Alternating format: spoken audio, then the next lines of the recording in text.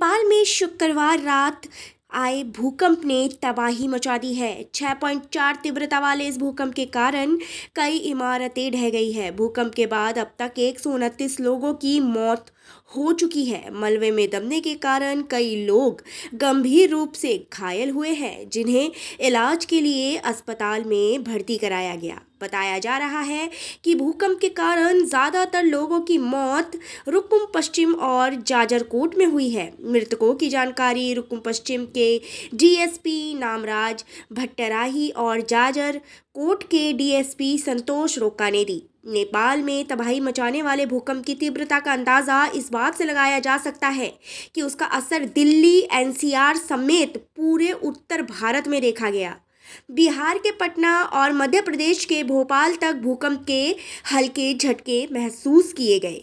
नेपाल के राष्ट्रीय भूकंप मापन केंद्र के मुताबिक भूकंप का केंद्र नेपाल के जाजरकोट जिले के लामीडांडा इलाके में था। नेपाल के प्रधानमंत्री पुष्पकमल दहल प्रचंड ने भूकंप से हुए लोगों की मौत पर दुख व्यक्त किया। उन्होंने बचाव और राहत के लिए 3 सुरक्षा एजेंसियों को तैनात किया है। इस भूकंप का असर यूपी के लखनऊ में भी देखा गया, जहां लोग झटके महसूस होने के बाद घरों से बाहर निकल गए। Wadia institute of Himalayan geology के पूर्व वरिष्ठ भूकंप विज्ञान डॉक्टर अजय पाल ने बताया कि पिछले महीने नेपाल में 5.7 तीव्रता का भूकंप आया था और उससे पहले भूकंप का केंद्र डोटी था, जो आज भूकंप के केंद्र के करीब है। इसका मतलब ये है कि केंद्रीय बेल्ट सक्रिय रूप से ऊर्जा जारी कर रही है। बता दें कि डॉक्टर पॉल ने इससे पहले दावा किया था कि निकट भविष्य में हिमालय क्षेत्र में बड़ा भूकंप आ सकता है। नेपाल में पिछले कुछ महीनों के अंदर भूकंप की घटनाओं में बढ़ोतरी देखी गई है। पिछले महीने के 22 अक्टूबर को आए भूकंप का केंद्र भी नेपाल ही था।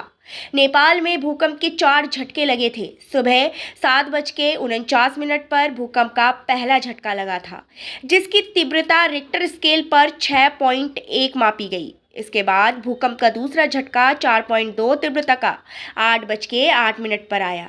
भूकंप का तीसरा झटका सुबह 8:28 पर महसूस किया गया और इसकी तीव्रता 4.3 रही। इसके बाद 8:59 पर चौथी बार भूकंप का झटका महसूस किया गया। धरती की ऊपरी सतह 7 टेक्टोनिक प्लेटों के मिलकर बनी है। जहां भी ये प्लेटें एक दूसरे से टकराती हैं, वहां भूकंप का खतरा पैदा होता है। भूकंप तब आता है जब इन प्लेट्स एक दूसरे के क्षेत्र में घुसने की कोशिश करती है। प्लेट्स एक दूसरे से रगड़ खाती है, उससे अपार ऊर्जा निकलती है और उस घर्षण या फ्रिक्शन से ऊपर की धरती डोलने लगती है। कई बार धरती फट तक जाती है, कई बार हफ्तों तो कई बार कई महीनों तक ये ऊर्जा रह रहकर बाहर निकलती है और भूकंप आते रहते हैं। इन्हें आफ्टर शॉक भी कहा जाता है।